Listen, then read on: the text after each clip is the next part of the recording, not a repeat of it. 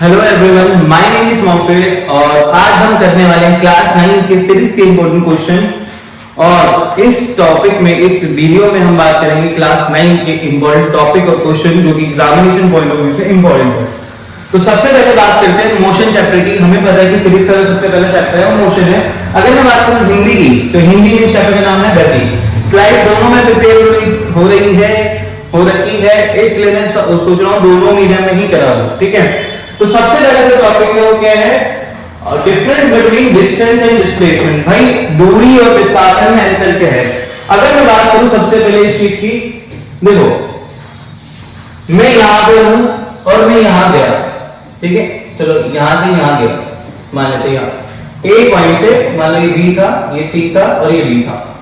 तो ये मेरा इनिशियल पॉइंट है, ये मेरा फाइनल पॉइंट है। तो इनिशियल पॉइंट और फाइनल पॉइंट में जो एक्चुअल लेंथ है, जो मैं प्रॉपर ट्रैवल करके जा रहा हूं, एक्चुअल लेंथ, ठीक है, उसको मैं बोलता हूं डिस्टेंस। उसको क्या बोलता हूं? डिस्टेंस यानी दूरी। The total length of path travel, भाई जितना पाथ मतलब रास्ता, उसकी जो लेंथ है, लंबाई है, जितना पाथ की लंबाई है, उसको मैं क्या बोलता हूं? डिस्टेंस। अच्छा, हिंदी में बात करें तो तय किए गए पथ की कुल लंबाई, यानी जो भी मैं रास्ता पथ तय कर रहा हूं उसकी जो पूरी लंबाई है उसको मैं क्या बोलता हूं? दूरी।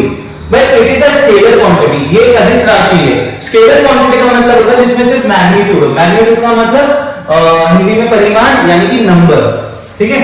अगर मैं बात करूं डिस्प्लेसमेंट की, तो ये इनिशियल पॉइंट है, ये फाइनल पॉइंट है। ये इनिशियल पॉइंट, ये फाइनल पॉइंट, इसके बीच का जो शॉर्टकट होगा, शॉर्टकट मतलब शॉर्टेस्ट डिस्टेंस, तो लिखा है the shortest distance between initial point and final position. Initial position और फाइनल पोजीशन में जो शॉर्टेस्ट, जो शॉर्टकट मान सकते हैं, उसको हम बोलते हैं डिस्प्लेसमेंट। यानी प्रारंभिक और अंतिम स्थिति के बीच सबसे छोटी दूरी यानी न्यूनतम दूरी को हम क्या बोलते हैं? विस्थापन। अच्छा, ये एक वेक्टर क्वांटिटी है। ये क्या है? वेक्टर क्वांटिटी यानी सदिश राशि जिसमें मैग्नीट्यूड और डायरेक्शन दोनों हो। समझ में आया? तो ये हमारा टॉपिक हुआ डिस्टेंस और डिस्प्लेसमेंट। अच्छा, सीधा डेफिनेशन भी पूछ सकता है, डिफरेंस भी पूछ सकता है।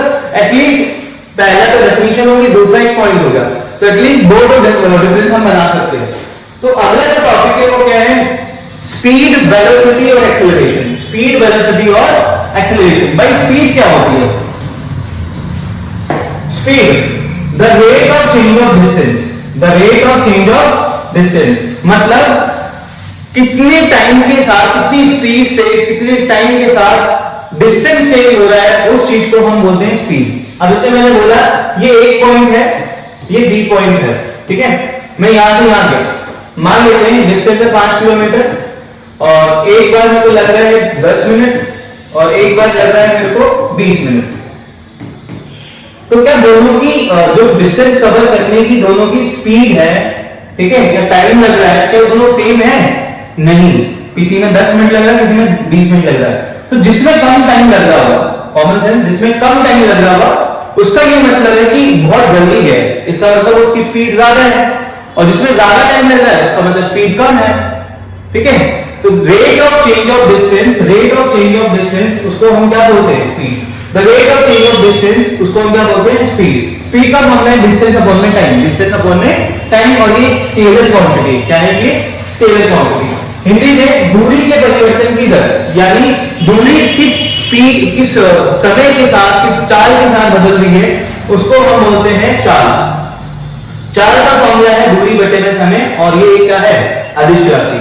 अच्छा, अगर मैं बात करूं वेलोसिटी की, तो वेलोसिटी क्या होता है? Rate of change of displacement, यानी डिस्प्लेसमेंट कितने टाइम के साथ, कितनी स्पीड से चेंज हो रहा है, उसको मैं वेलोसिटी बोलता हूं। वेलोसिटी का फॉर्मूला है डिस्प्लेसमेंट अपॉन में टाइम, और ये एक वेक्टर क्वांटिटी है। तो अगर पेपर में डिफरेंस बिटवीन स्पीड और वेलोसिटी आ गया, तो पहला पॉइंट हम क्या लिख सकते हैं? डिफरेंस बिटवीन स्पीड और वेलोसिटी। देखो पहली तो डेफिनेशन हो गई, ये भी डेफिनेशन हो गई, दूसरा इसका फॉर्मूला हो गया, है ना, तीसरा ये वेक्टर क्वांटिटी और स्केलर क्वांटिटी। तो एटलीस्ट 3 डिफरेंस बन सकते हैं इन दोनों में से। अच्छा, अगर मैं बात करूं अगले टॉपिक की, एक्सेलरेशन। एक्सेलरेशन का मतलब क्या होता है कि the rate of change of velocity, कि वेलोसिटी कितने टाइम के साथ या स्पीड के साथ चेंज हो रही है। देखो रेट का मतलब है यहां पर, दर का मतलब है अगर टाइम ज्यादा लग रहा है किसी चीज को तो उसकी स्पीड कम होगी, अगर किसी चीज को समय ज्यादा लग रहा है तो उसकी चाल कम होगी। अगर किसी को कम टाइम लग रहा है तो उसकी स्पीड ज्यादा होगी।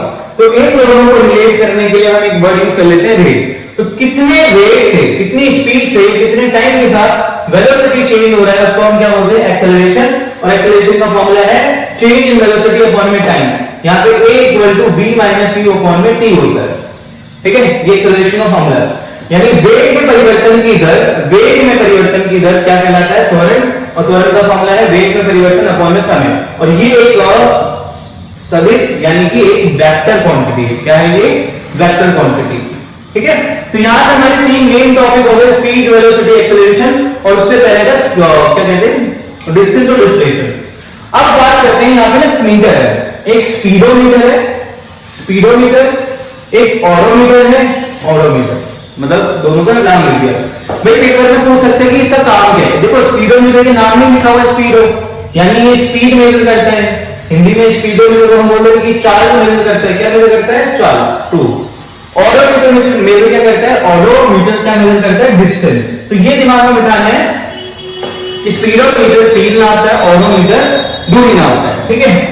अब बात करें अगले की, तो क्या लिखा हुआ है, डिफरेंस बिटवीन स्पीड और वेलोसिटी पूछ सकता है। डिफरेंस बिटवीन स्पीड और वेलोसिटी पूछ सकता है, जो कि मैं पहले समझा चुका हूं। तो स्पीड एक स्केलर क्वांटिटी है, वेलोसिटी एक वेक्टर क्वांटिटी, जो कि इसमें लिखा हुआ है, ठीक है।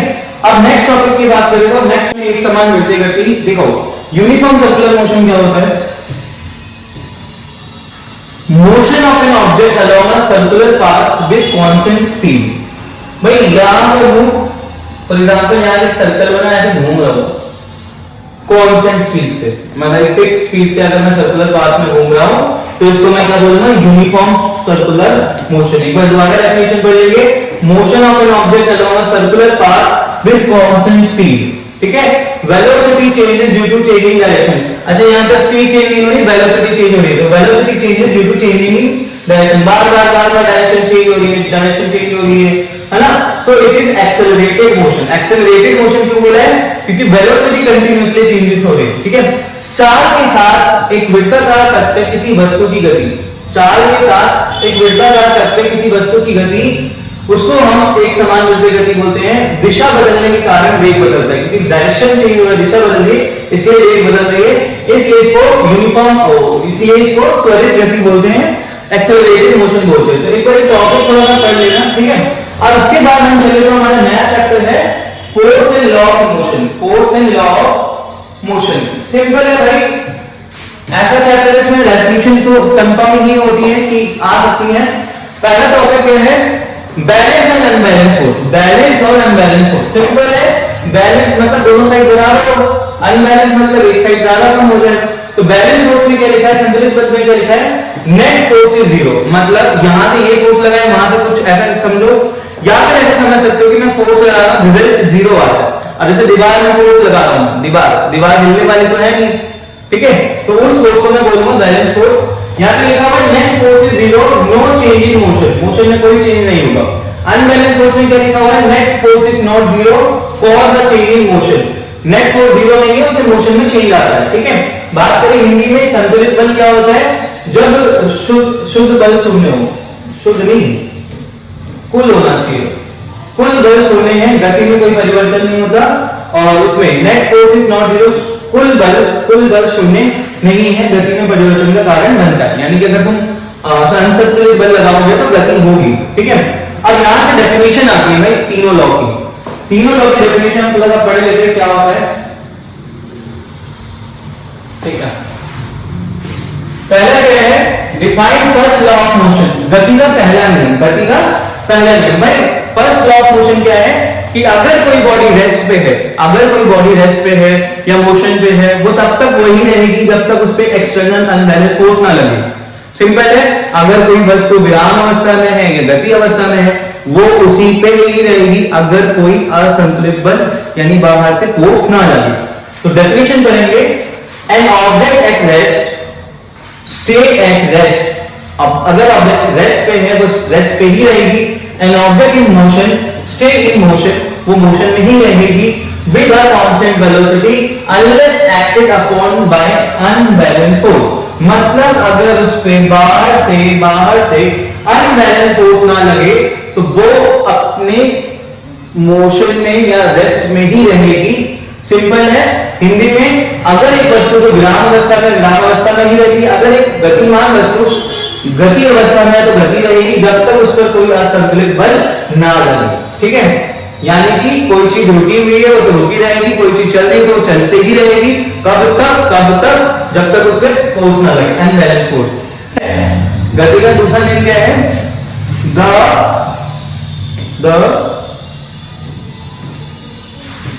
The rate of change in momentum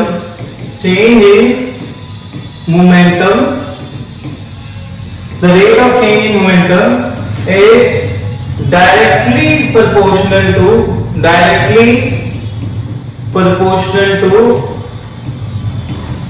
applied unbalanced force।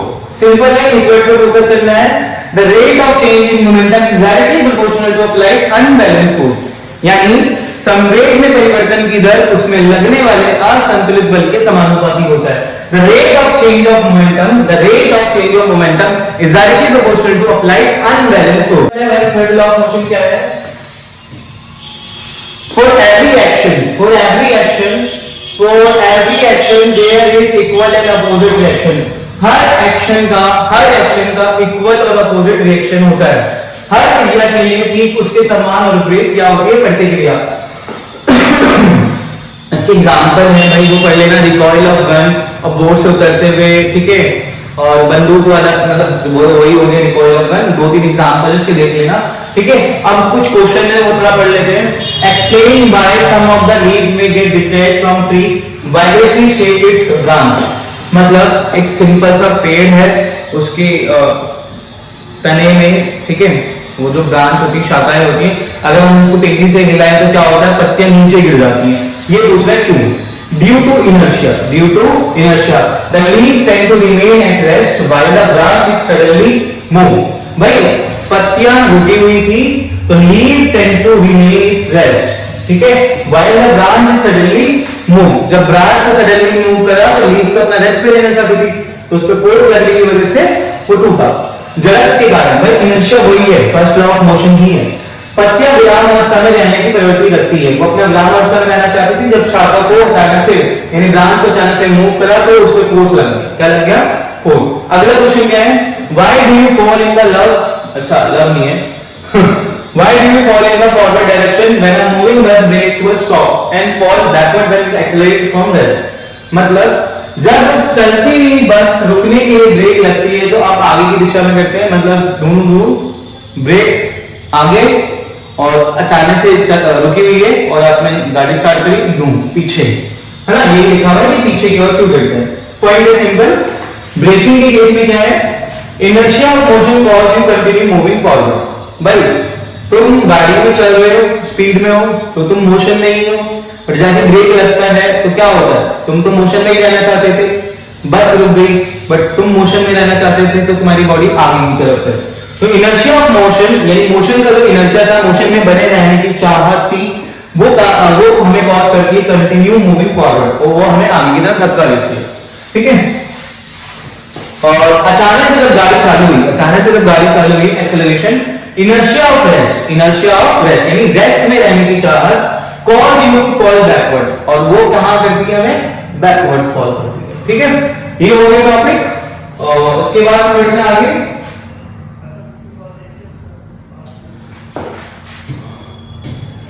Mathematical formulation of force. भाई इसका मतलब है फोर्स का फॉर्मूला है MA, ठीक है, बट निकला कैसे तुम्हें याद होना चाहिए।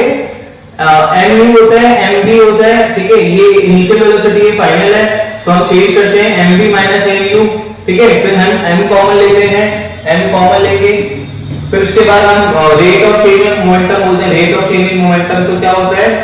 MV माइनस U अपॉन में T आ जाता है, ठीक है। फिर ये चीज डायरेक्टली प्रोपोर्शनल होती है फोर्स की, ऐसा कुछ है ना। फिर क्या होता है? फिर ये इसको एक्सेलरेशन मान लेते हैं, डायरेक्टली प्रोपोर्शनल टू ma, जब ये साइन हटता है तो k आता है, k की वैल्यू 1 ले लेते हैं, तो f इक्वल टू ma आ जाता है। कुछ नहीं करना, इनिशियल वेलोसिटी किसी भी ऑब्जेक्ट की mu होती है, फाइनल वेलोसिटी mv होती है, तो चेंज इन वेलोसिटी क्या होता है, मोमेंटम इनिशियल मोमेंटम ये होता है, फाइनल मोमेंटम ये होता है। तो चेंज इन मोमेंटम क्या हो जाएगा, final minus initial, m common लेना, v माइनस u में, फिर आगे मैं एक वर्ड यूज कर दूंगा rate of change in momentum, फिर ये बन जाएगा, फिर डायरेक्टली प्रोपोर्शनल इसकी कर दूंगा, ठीक है, ये करके खत्म, क्योंकि साइकिल लॉ के अकॉर्डिंग ये हुआ है, ठीक है। तो ये फॉर्मूला आ जाएगा। अच्छा क्वेश्चन हमसे पूछा है नेक्स्ट, ये इसमें ना फॉर्मूला ड्राइव करने वाला तुम्हें करना है।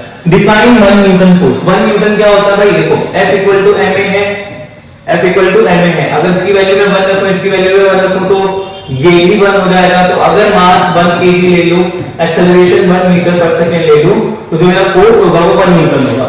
The force required to accelerate a 1 kg mass, 1 kg mass at 1 metre per second square.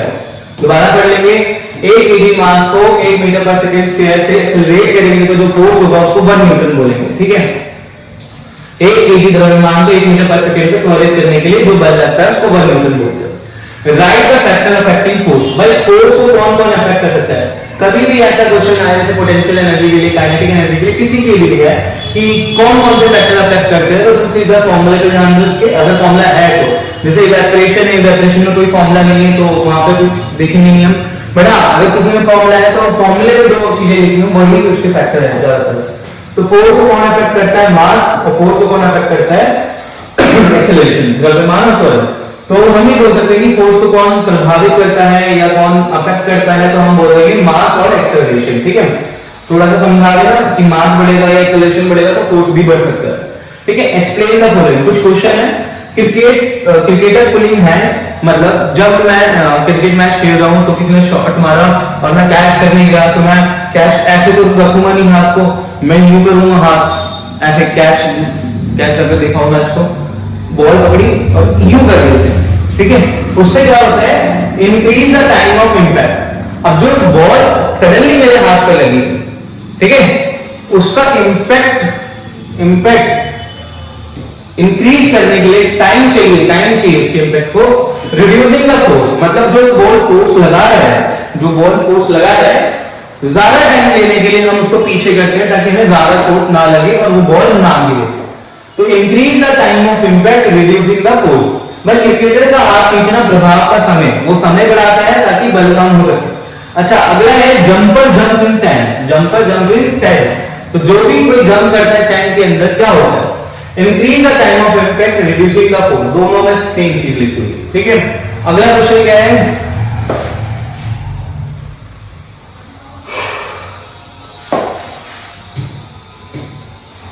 why is it advised to tie the luggage cage from the rope bus to the rope? भाई बस के छत पे luggage को बांध के क्यों रखा जाता है, कॉमन सेंस, ठीक है बस है उसमें लगेज रखा है छत पे और गाड़ी चली गई अचानक, अभी हमने फर्स्ट ऑफ मोशन पढ़ा था, तो क्या होता है कि बॉडी मोशन में है तो मोशन में ही रहना चाहती है। अब सामान भी मोशन में, ब्रेक लगा तो सामान आगे की तरफ जाएगा, गिरेगा, नुकसान होगा ना। तो to prevent it from falling off due to inertia. भाई इनर्शिया क्या चाहती थी, वो मोशन में रहे। मतलब बस चेंज स्पीड और डायरेक्शन, जब बस अपनी स्पीड चेंज करेगी, डायरेक्शन चेंज करेगी, तो वो अपने उसी स्टेट में रहना चाहती है जिसमें वो पहले थी, ठीक है। इसकी वजह से बांधना पड़ता है, खत्म। इसके बाद जो चैप्टर है वो क्या है, ग्रेविटेशन। इसके बाद जो चैप्टर है वो क्या है, ग्रेविटेशन। अब ग्रेविटेशन का क्या मतलब है भाई, explain universal law of gravitation. ये तो बहुत इंपॉर्टेंट है, ऑल्सो राइट इट्स इंपॉर्टेंस। भाई हमें पता है कि हर ऑब्जेक्ट एक दूसरे ऑब्जेक्ट को अट्रैक्ट करती है, हर ऑब्जेक्ट एक दूसरे ऑब्जेक्ट को अट्रैक्ट करती है, बट कैसे, with a force directly proportional to, इसका जो मास होगा m1, इसका जो मास होगा m2, directly proportional to product of their mass, और जो इनके बीच का डिस्टेंस होगा उसके इनवर्सली प्रोपोर्शनल होगा। अब इन दोनों को कंबाइन करेंगे तो कुछ ऐसा बनेगा, ठीक है। जब ये साइन हटा देंगे तो ये आ जाएगा कांस्टेंट, ये फॉर्मूला बन जाएगा। इसी चीज को डेफिनेशन में लिख दिया, every object in the universe attract every other object with a force that is directly proportional to product of their masses and inversely proportional to square of distance between their center, ठीक है। इन दोनों के बीच का जो ये distance का और product of mass है, इसी को डेफिनेशन बना दिया, ठीक है। द्रव्यमान में प्रत्येक वस्तु दूसरी वस्तु को आकर्षित करती है, बट उनका जो द्रव्यमान होता है उसके गुणनफल के समानुपाती होता है, और जो इनकी दूरी के दर के असमानुपाती होता है, व्युत्क्रमानुपाती होता है, ठीक है। बात करें इंपॉर्टेंस की, तो इंपॉर्टेंस क्या लिखा हुआ है, explain planetary motion, tides and force that mould us to earth. Planetary motion का मतलब जो प्लेनेट मोशन करते हैं, जो टाइप्स ज्वार भाटा आती हैं और जिस फोर्स से हम यहाँ चल रहे हैं, जमीन पर रुके हुए हैं, उसकी बात कर रहा है। ठीक है, उसके बाद क्वेश्चन क्या है, स्मॉल जी और कैपिटल जी में डिफरेंस। स्मॉल जी और कैपिटल जी में डिफरेंस क्या है? स्मॉल जी का नाम क्या है? एक्सेलरेशन ड्यू टू ग्रेविटी, और बड़े जी का नाम क्या है? Universal gravitational constant. Universal gravitational constant. ठीक है, ठीक है, इसका मतलब है acceleration experience by an object due to earth gravity. तो अर्थ की ग्रेविटी की वजह से जो एक्सेलरेशन में महसूस कर रहे हैं, ऑब्जेक्ट महसूस कर रहा है, उसको स्मॉल जी बोलते हैं, यानी एक्सेलरेशन ड्यू टू ग्रेविटी। पृथ्वी के गुरुत्वाकर्षण बल के कारण किसी वस्तु द्वारा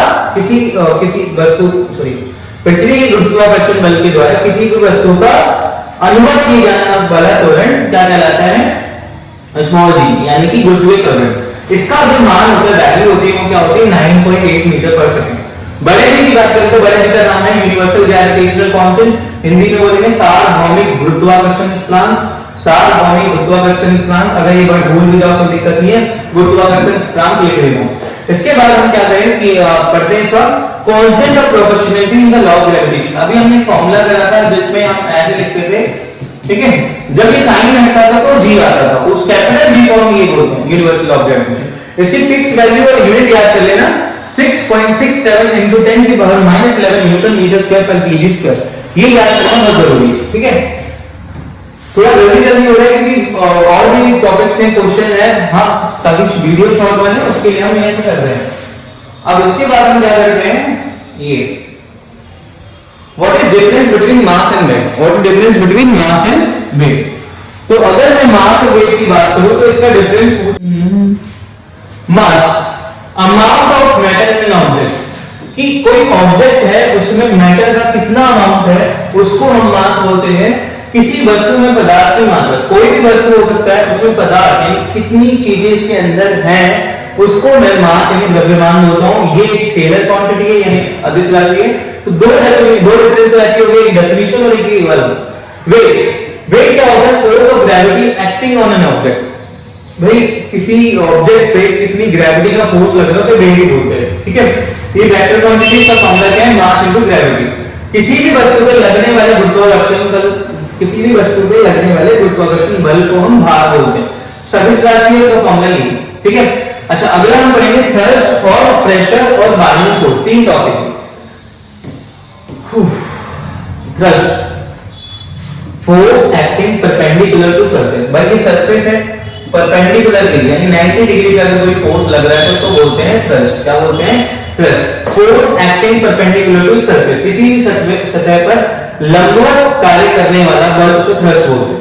ठीक है, अब ये कितने एरिया में लगता है? जैसे छोटा सा एरिया है या बहुत ज्यादा एरिया है, ऐसे ऐसे ऐसे, ये देखो एरिया बढ़ गया, तो वो फोर्स कितने एरिया पे लग रहा है उसको बोलते हैं प्रेशर। तो यहां लिखा हुआ है थ्रस्ट यानी force per unit area, thrust per unit area उसको बोलते हैं प्रेशर। ठीक है, प्रति इकाई क्षेत्रफल, यानी कितने क्षेत्र पे लग रहा है, वो दाब कितने क्षेत्र पे लग रहा है, वो छेद कितने क्षेत्र पे लग रहा है, उसे बोलते हैं हम दबाव। ठीक है, हिंदी में प्रेशर को दबाव बोलते हैं। तो प्रेशर का फॉर्मूला है फोर्स बाय एरिया बल अपॉन क्षेत्रफल। ठीक है, अगला जो टॉपिक है वो क्या है? बायोन फोर्स, उत्प्लावन बल। ठीक है भाई, ऊपर की तरफ लगने वाला फोर्स, ऊपर की तरफ, नीचे वाला तो वो होता है ग्रेविटेशनल फोर्स, ऊपर की तरफ लगने वाला force. Upward force experience by accepted by a fluid. Fluid मतलब लिक्विड और गैस दोनों हो सकते हैं। Upward force exerted by fluid and immersive object. Immerse object मतलब जब हम पानी में कोई चीज डालते हैं तो उसके ऊपर की तरफ जो उसको खींचता है, धकेलता है, उसको मैं बोलता हूं बायोन force.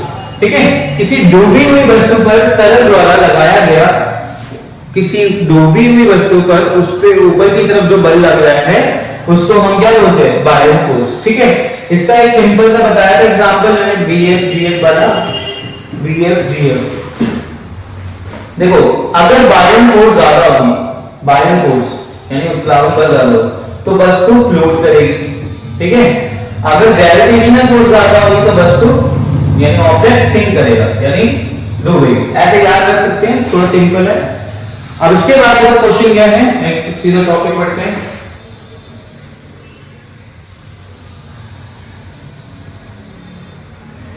What is Archimedes principal, explain its importance. भाई आर्किमिडीज प्रिंसिपल क्या है, उसका इंपॉर्टेंस क्या है? देखो आर्किमिडीज प्रिंसिपल क्या कहता है,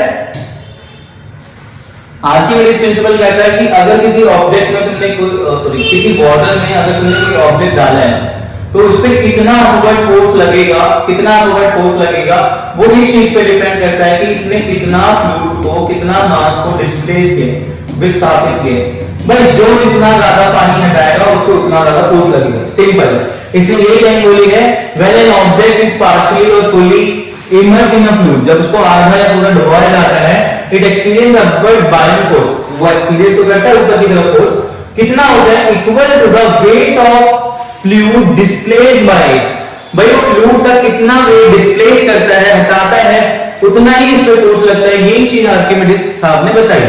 तो आर्किमिडीज प्रिंसिपल क्या है, जब किसी ऑब्जेक्ट को हम फुल्ली या पार्शियली इमर्स करते हैं तो उस पे ऊपर की तरफ फोर्स लगता है, और उसी फोर्स को वो फोर्स कितना लगता है, वो इतना लगता है कि जितना वो उसका वेट, फ्लूइड का वजन डिस्प्लेस कर सकता है, उतना ही ज्यादा उस पे फोर्स लगता है। उसको आर्किमिडीज प्रिंसिपल बोलते हैं, ठीक है। अब इसका काम क्या है, इंपॉर्टेंस में एक्सप्लेन बाय ऑब्जेक्ट फ्लोट और सिंक, यही प्रिंसिपल बताता है कि ऑब्जेक्ट फ्लोट करेगा सिंक। अब जैसे एक कील है, उसको पानी में डाले वो डूब गई, एक बड़ा सा जहाज उसको पानी में डाले नहीं डूबा, लॉजिकली तो जहाज को डूबना चाहिए था क्योंकि भारी है, बट जहाज पानी का ज्यादा वजन, ज्यादा भार हटा देगा, ज्यादा वजन हटा देगा तो उस पर ज्यादा फोर्स लगेगा तो तैरेगी। कील ज्यादा वजन नहीं हटा पाएगी तो उस पर कम फोर्स लगेगा, नहीं तैरेगी, ठीक है। यूज इन डिजाइनिंग शिप और सबमरीन, भाई शिप और सबमरीन को डिजाइन करने के लिए यूज होती है, ये है, ठीक है। और बात करें हम अगले चैप्टर की, तो अगला चैप्टर क्या है, work and energy, work and energy. तो वर्क एंड एनर्जी की बात करें तो वर्क क्या है, पॉजिटिव, नेगेटिव और जीरो वर्क क्या होता है। भाई वर्क क्या होता है, जब किसी चीज पे फोर्स लगे और वो डिस्प्लेसमेंट हो जाए, मतलब मैंने फोर्स लगाया और वो चीज हिल जाए, वो वर्क, ठीक है। कार्य तब किया जाता है जब एक बल विस्थापन का कारण बनता है, मतलब अगर कोई बल लगाओ और वो हिल जाए, ठीक है, यानी चलने लगे, तो उसको मैं बोलूंगा बल, ठीक है। तीन टाइप के काम है, पॉजिटिव, नेगेटिव और जीरो। भाई देखो सिंपल, ये गाड़ी है, ये इधर चल रही है, ठीक है, और मैं अगर इधर पीछे से धक्का मारूं तो ये धक्का मतलब फोर्स और गाड़ी चलना मतलब मोशन। तो फोर्स और मोशन दोनों की डायरेक्शन सेम है, दोनों की डायरेक्शन क्या है, सेम। जब डायरेक्शन सेम होती है तो पॉजिटिव वर्क डन बोलते हैं। अच्छा, मोशन की डायरेक्शन मान लो ये है ना, और पीछे की तरफ हम खींच रहे हैं, किसी भी गाड़ी को पीछे की तरफ खींच रहे हैं तो ज्यादा दूर नहीं चलेगी। तो मोशन और फोर्स दोनों की डायरेक्शन अपोजिट हो तो उसे नेगेटिव बोलते हैं। देखो पॉजिटिव में क्या लिखा हुआ है, force and displacement in the same direction. तुम फोर्स जहां लगा रहे हो, फोर्स को इधर लगा रहे हो और गाड़ी इधर ही मूव हो रही है, सेम डायरेक्शन में। Positive, force and displacement in opposite direction. भाई फोर्स कहीं और लग रहा है, चल कहीं और रही है, फोर्स में पीछे की तरफ लगा रहा हूं, है ना, चलना में कहीं और चल रही है, ठीक है, इसको बोलते हैं नेगेटिव वर्क डन। सुने क्या होता है, force and displacement are perpendicular. जब फोर्स लग रहा हो, ठीक है, ऐसे, और ये चीज यहां चल रही हो मतलब 90 डिग्री पे, तो उसको हम क्या बोलेंगे, जीरो वर्क डन। एक बार देख लो, ये छोटी छोटी लाइनें हैं, देख लेना, बहुत इजी है, सिंपल तरीके से लिखी हुई है, ठीक है। और आगे बढ़ते हैं,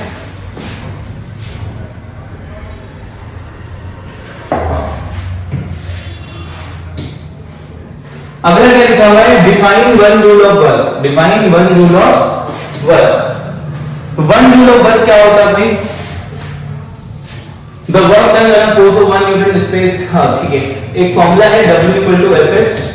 जब भी ऐसे 1 जूल या 1 न्यूटन टाइप कुछ आए तो इसके फॉर्मूले में इन दोनों को 1 कर दो। तो फोर्स अगर 1 न्यूटन हो, डिस्प्लेसमेंट अगर 1 मीटर हो, तो जो हमारा वर्क डन होगा वो 1 जूल होगा, ठीक है। The work done when a force of 1 newton displace in object by 1 metre. The work done when force 1 newton and displace 1 metre in the direction of force is 1 joule, ठीक है, पढ़ लेना। अब इसके बाद क्या है, काइनेटिक एनर्जी और पोटेंशियल एनर्जी। भाई काइनेटिक एनर्जी क्या होता है, पोटेंशियल एनर्जी क्या होता है। काइनेटिक एनर्जी में लिखा हुआ है भाई सिंपल, ये मोशन की वजह से होता है और ये पोजीशन और डिस्प्लेसमेंट की वजह से होता है। तो यहां लिखा हुआ है energy possessed by an object due to its motion, यानी किसी भी ऑब्जेक्ट में जो एनर्जी होती है मोशन की वजह से उसको काइनेटिक एनर्जी बोलते हैं। उसका फॉर्मूला है हाफ एम स्क्वायर। किसी भी वस्तु की गति के कारण जो ऊर्जा होती है उसे बोलते हैं गतिज ऊर्जा। पोटेंशियल एनर्जी क्या है? Energy processed by an object due to its position और स्टेट। स्टेट की जगह चेंजिंग स्टेट भी लिख सकते हैं, कोई दिक्कत नहीं है। एनर्जी ऑब्जेक्ट की पोजीशन यानी हाइट की वजह से या शेप की चेंज की वजह से उसको हम बोलते हैं पोटेंशियल एनर्जी। किसी भी वस्तु की स्थिति या अवस्था के कारण यानी चेंज इन पोजीशन के कारण, हाइट के कारण जो एनर्जी होती है उसे बोलते हैं पोटेंशियल एनर्जी। ठीक है, अब अगला टॉपिक है describe law of conservation of energy. भाई ऐसा टॉपिक थर्ड चैप्टर में भी है, law of conservation of mass, द्रव्यमान संरक्षण का नियम था, यहाँ पे ऊर्जा संरक्षण का नियम है। तो सिंपल है, कुछ भी नहीं है भाई। कंजर्वेशन का मतलब वो चीज बदलेगी नहीं। तो एक डेफिनेशन थी, मास can neither be created nor be destroyed in a chemical reaction, है ना। द्रव्यमान का ना तो निर्माण होता है ना ही विनाश। तो सिंपल इसमें भी लिख सकते हैं energy can neither be created nor be destroyed. ठीक है, energy can neither be created nor be destroyed. It can be transform from one form to another, मतलब उसकी एक फॉर्म को हम दूसरी फॉर्म में कन्वर्ट कर सकते हैं। ठीक है, इसके बाद जो टॉपिक में वो क्या है, ओ साउंड चैप्टर भी बच रहा है। Derive the formula for kinetic energy. भाई काइनेटिक एनर्जी का फॉर्मूला डिराइव करने का देख लेना। ठीक है, हाफ mv² कैसे निकलता है वो देख लेना। अभी थोड़ा टाइम नहीं है, हम आगे बढ़ रहे हैं तो मिल जाएगा टॉपिक। देखोगे तो पावर क्या है? The rate of doing work. भाई कितनी स्पीड से कितनी टाइम के साथ तुम काम कर रहे हो, कितनी जल्दी से काम कर रहे हो, उसको बोलते हैं पावर। पावर का फॉर्मूला क्या है? वर्क अपॉन में टाइम। कार्य करने की दर यानी किस टाइम से, हिंदी में किस समय के हिसाब से, किस चाल के साथ तुम काम कर रहे हो, उसी को बोलते हैं शक्ति। ठीक है, अगला डिफाइन 1 वॉट ऑफ पावर। भाई 1 वॉट को डिफाइन करो। अब वही चीज है, मैंने बोला कि 1 न्यूटन 1 वॉट कुछ भी आ जाए तो वर्क 1 जूल रख दो और टाइम 1 सेकंड रख दो। when 1 joule of work is done in 1 second, when 1 joule of work is 1 second, then power is 1 watt। खत्म। अगला साउंड। साउंड क्या है भाई? साउंड एक चैप्टर है और कुछ नहीं। पढ़ो भाई साउंड क्या है। पहला क्वेश्चन, हम थोड़ा सा सांस ले लें। Why sound wave is called mechanical wave? Sound wave हमें सबको पता है कि साउंड एक वेव की फॉर्म में ट्रैवल करती है। तो साउंड वेव को मैकेनिकल वेव क्यों बोलते हैं? ध्वनि को यांत्रिक तरंग क्यों बोलते हैं? भाई sound wave required a medium for propagation. Sound wave को मीडियम चाहिए प्रोपगेट करने के लिए, चलने के लिए मीडियम चाहिए। जैसे सॉलिड, लिक्विड, गैस, हवा। मैं जो बोल रहा हूं अगर हवा नहीं होगी तो ऐसे लगेगा। ठीक है, तो अगर मीडियम चाहिए, साउंड को चलने के लिए मीडियम चाहिए, इसलिए इसको मैकेनिकल वेव बोला जाता है। मैकेनिकल वेव को मीडियम चाहिए होता है, इसलिए साउंड वेव को हम मैकेनिकल वेव बोलते हैं। अब अगला डेफिनेशन की बात करें, वेवलेंथ, एम्पलीट्यूड, फ्रीक्वेंसी। देखो भाई एक वेव होता है, ऐसे होता है। ठीक है, दो चीजों में बांट देते हैं, क्रस्ट है। ठीक है, यहाँ से और यहाँ से जो डिस्टेंस होता है उसे लैम्डा यानी वेवलेंथ बोलते हैं। यहाँ की जो हाइट होती है इसको एम्पलीट्यूड बोलते हैं, आयाम बोलते हैं। अच्छा, यहाँ से यहाँ की जो दूरी है वो तरंग दैर्ध्य है। यहाँ से यहाँ की जो हाइट होती है उसे एम्पलीट्यूड, आयाम बोलते हैं। 1 सेकंड में कितनी वेव बढ़ती है उसे फ्रीक्वेंसी बोलते हैं। ठीक है, एक बार पढ़ लेते हैं। Wavelength, distance between two conjugative crest और कर्व। भाई या तो यहाँ का डिस्टेंस या तो यहाँ का डिस्टेंस, इसके बीच का डिस्टेंस जो कहलाता है वो वेवलेंथ कहलाता है। दो तरंगाग्र शिखरों या घटकों के बीच की जो दूरी होती है उसे बोलते हैं वेवलेंथ। एम्पलीट्यूड क्या होता है? Maximum displacement of wave.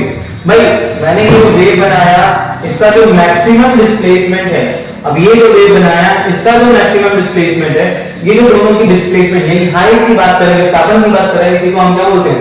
Amplitude. Number of oscillation पर सेकंड। भाई इसको एक ऑसिलेशन बोलते हैं। एक क्रेस्ट और एक ट्रफ को क्या बोलते हैं? एक ऑसिलेशन। तो 1 सेकंड में कितनी बनती है उसको फ्रीक्वेंसी बोलते हैं। समझ में आया? अब अगला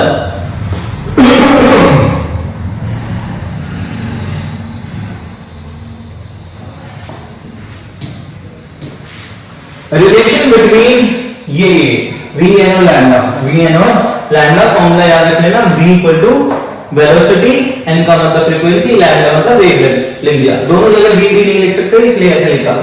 ठीक है, बाकी ऐसे भी लिख सकते हो लैम्डा। ठीक है, अब डिफरेंस बिटवीन एको और रिवर्बरेशन क्यों बोलता है? भाई ये टॉपिक तो इंपॉर्टेंट है। एको और रिवर्बरेशन, प्रतिध्वनि और अनुनाद में अंतर क्या है? भाई एको क्या होता है? Distinct repetition of sound due to reflection, यानी साउंड का बार-बार रिफ्लेक्ट होना रिपीट होना चाहिए, साउंड का ज्यादा रिपीट होना ड्यू टू रिफ्लेक्शन, इसको हम बोलते हैं एको। परावर्तन के कारण ध्वनि की स्पष्ट पुनरावृत्ति, यानी कि किसी चीज से टकराने के बाद अगर ध्वनि वापस नहीं देगी तो उसे पटती ध्वनि यानी एको बोलते हैं। रिवर्बरेशन क्या है? Multiple reflection of sound causing persistence of sound. Bar bar sound के रिफ्लेक्ट होने से क्या होता है, साउंड ठहर सी जाती है, उसको हम बोलते हैं रिवर्बरेशन। ठीक है, ध्वनि के कई परावर्तन ध्वनि की दृढ़ता का कारण बनता है। तो बहुत बार बार परावर्तन होने की वजह से वो दृढ़ता यानी कि वो ठहरनेस थोड़ी ज्यादा हो जाती है। ठीक है, अगला क्वेश्चन क्या है? अल्ट्रासाउंड। अल्ट्रासाउंड क्या है, इसकी इंपॉर्टेंस क्या है? ठीक है, अल्ट्रासाउंड क्या है, इसकी इंपॉर्टेंस क्या है? देखो अल्ट्रासाउंड क्या है? Sound wave with frequency higher than upper audible limit of human hearing. अच्छा, ह्यूमन हियरिंग की जो यूनिट होती है, मतलब वेव होती है, वो क्या होती है? 20 हर्ट्ज से 20 किलोहर्ट्ज, ये हमारी फ्रीक्वेंसी की रेंज है। इससे ऊपर की जो साउंड होती है उसे अल्ट्रासाउंड बोलते हैं। Sound wave with frequency higher than the upper audible limit of human hearing, हमारे जो अपर मतलब ये इससे ज्यादा की जो साउंड होती है उसे अल्ट्रासाउंड बोलते हैं। और यानी लिखा हुआ है मानक श्रवण मतलब सुनने की जो सीमा होगी 20 किलोहर्ट्ज से अगर अधिक होगी तो उसको हम बोलेंगे अल्ट्रासाउंड। इसका काम क्या है, इंपॉर्टेंस क्या है? मेडिकल इमेजिंग यानी किसी चीज का इमेज निकालने के लिए, सोनार और इंडस्ट्रियल क्लीनिंग के लिए, इनको साफ कराने के लिए। ठीक है, थोड़ा और डिटेल में जाएंगे कभी और, बट अभी तो खत्म करते हैं इसको। हाँ, अगला टॉपिक क्या है? Right the factor on which pitch and loudness depend. कौन कौन से फैक्टर है जिसपे पिच और लाउडनेस डिपेंड करता है? ठीक है, पिच और जोर किस पे डिपेंड करता है? पिच डिपेंड करता है फ्रीक्वेंसी पे, भाई कितनी जल्दी वेव बन रही है। ठीक है, हायर फ्रीक्वेंसी हायर पिच, जितनी ज्यादा फ्रीक्वेंसी होगी उतनी ज्यादा पिच होगी। आवृत्ति पे निर्भर करता है, आवृत्ति का मतलब क्या है? 1 सेकंड में कितनी तरंग बन रही है। ठीक है, जितनी ज्यादा आवृत्ति होगी उतना ज्यादा पिच होगा। लाउडनेस किस पे डिपेंड करता है? इस पे, हाइट।